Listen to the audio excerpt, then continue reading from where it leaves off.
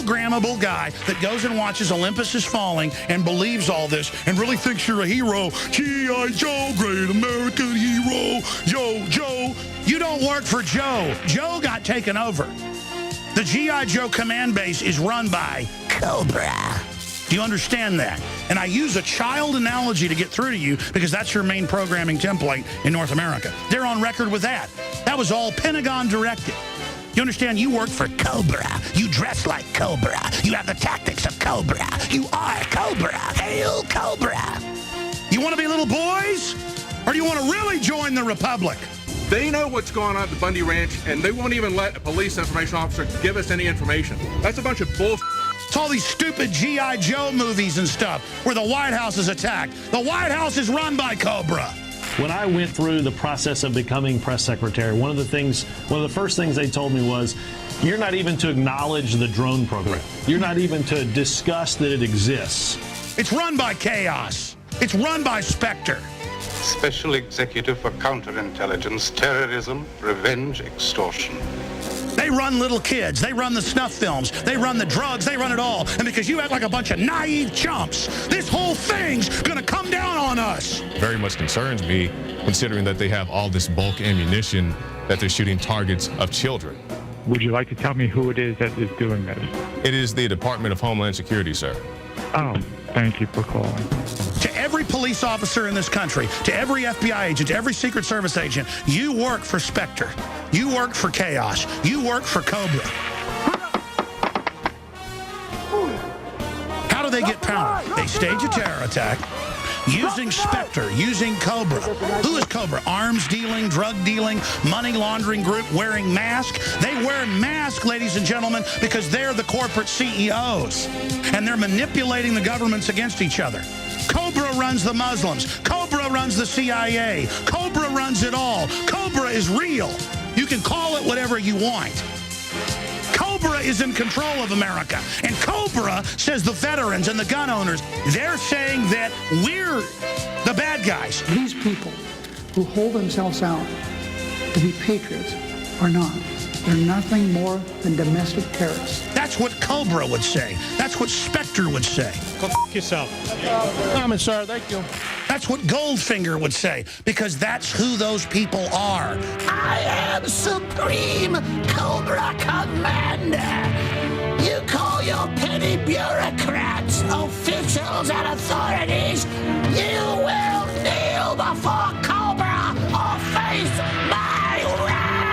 Resistance to tyrants is obedience to God. It's Alex Jones. You pathetic little worm. How dare you call me Mr. Cobra? Don't you ever use profanity towards me, okay? I'm an old police officer. Yeah, no. What the hell? Yes, you did. Yes, you did. I just recorded it. For a problem, I didn't say. I'm not looking for a problem. I'm going in doing just public work. Excuse me, you're a non-profit organization. I'm gonna have the sergeant come here. Where's my attorney? I'm right here. Here's my attorney. It's a 501c3. You have the right to inspect the books at any time. Let the sergeant come here and figure it out, okay? That's the way you can do it. You're not going. They don't want you. What's your law for doing that? They don't want you inside right now. So what? They're a non-profit. They get federal funds. We have the right to figure it out, okay? And he's called many times. Okay. I've called. What do you mean you'll figure it out? You're obstructing us from inspecting the books of a 501c3. Right now you're obstructing? They feel threatened by you. That's why we're here. Yeah. Okay? We haven't even talked to them. Look at all Anybody can say they feel threatened. That's a bunch. And we have a job that we have to come here and make sure everything stays peaceful. Okay. Right? I mean, that's fair, correct? Okay, I'll just go by myself with my attorney. Let me wait till my sergeant gets here, okay? And then he'll make that determination, okay? We're going to pull everybody Yeah, everybody Why go don't you do that? away. That would be great. Yeah, just my attorney. Everybody else, come on back.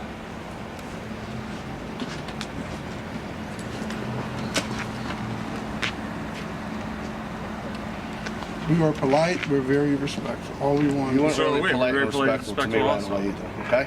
Let's call it. When you get in my face, I didn't get in your face. Yeah, you came into my face. Are you walking to me or am I walking towards you now? I'm standing there. Okay. Are you walking towards me? I'm looking at you. Okay. I used to be a police officer. Okay, then show me some respect.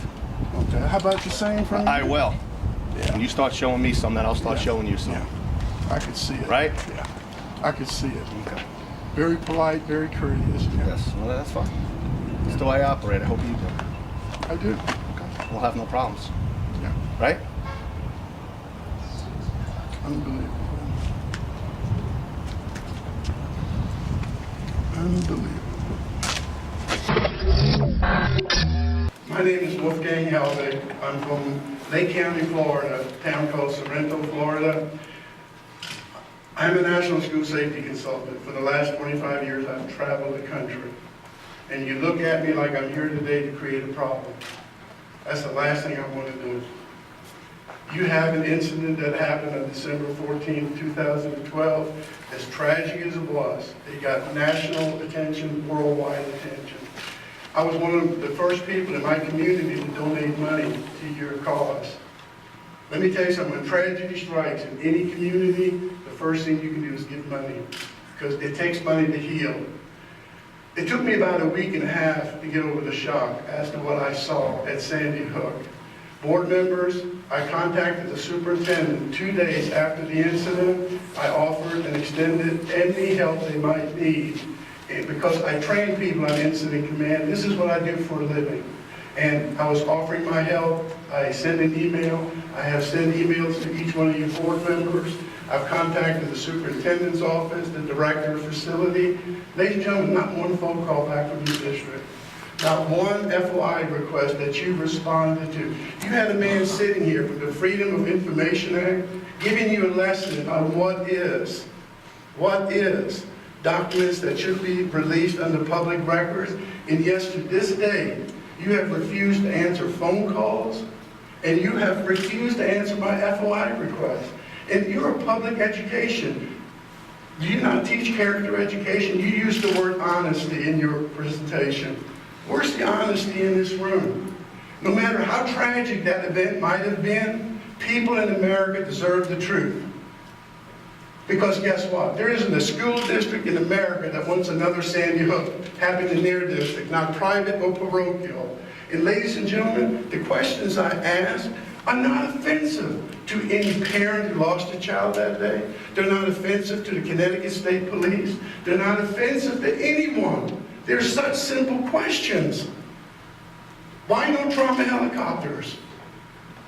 Why would you not let paramedics, board members, these are your children, and you wouldn't let paramedics and EMTs into the building? You got 27 children declared dead within 8 minutes? Who does this? Who is so great at that job? And I'll just leave you with that. Ladies and gentlemen, you are the board member. You are the leaders of this community. You are the superintendent. Respond. You have a great secretary. But guess what? I sense in her voice she's afraid. She is afraid to even call me back. That should not be happening in any school district. Ladies and gentlemen, we're here tonight not to disrupt the meeting. We want answers. We want truth. Part of character education that we teach our children, you are modeling responsibility, caring, and I'll quit. Thank you for letting her know. But ladies and gentlemen, character education is about caring, responsibility, honesty. And guess what? You're teaching your children. Why don't you do it the same way and respond? And I thank you for your time.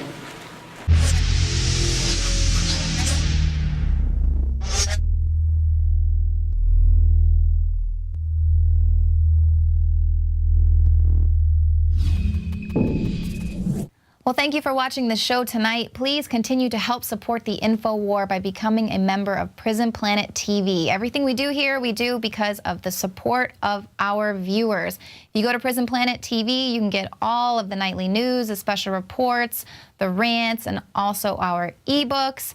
And as always, you can share your username and password with up to 11 other people at the same time.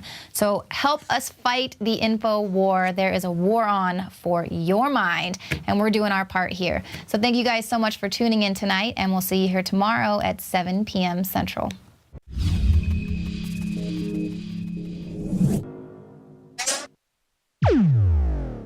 When anti-gun advocates try to convince me that the U.S. would be better off with fewer civilian firearms, I immediately point out the explosive gun violence rate in Mexico, not to mention the UK's high number of muggings and home invasions, but that's a story for another time.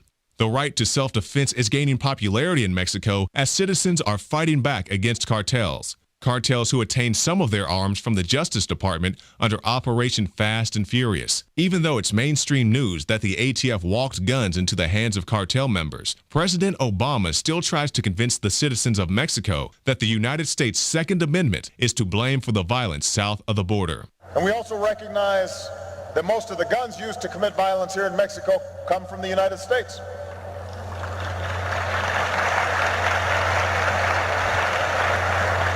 I think many of you know that in America our Constitution guarantees our individual right to bear arms. And as president, I swore an oath to uphold that right, and I always will. But at the same time, as I've said in the United States, I will continue to do everything in my power to pass common sense reforms that keep guns out of the hands of criminals and dangerous people, that can save lives here in Mexico and back home in the United States. It's the right thing to do. I'm saying that Fast and Furious was meant to, blame the cartel murders on the Second Amendment, not on the fact that guns from the U.S. are helping Mexican citizens defeat the cartels. And people went, what, you're saying now Fast and Furious was good? No, Fast and Furious was the government operation to frame guns bought over the counter for the destabilization of Mexico, when it's the gun control and the drug war that's done it. The idea of 1776 worldwide is spreading as people realize that a gun is a tool.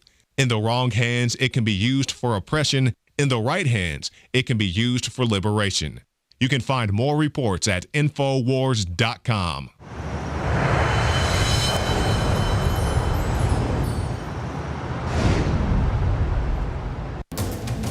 You are watching the INFOWARS Nightly News, which airs 7 p.m. Central at INFOWARSnews.com. Members can share their passcode with up to 11 other people, and your support is helping us defend liberty worldwide.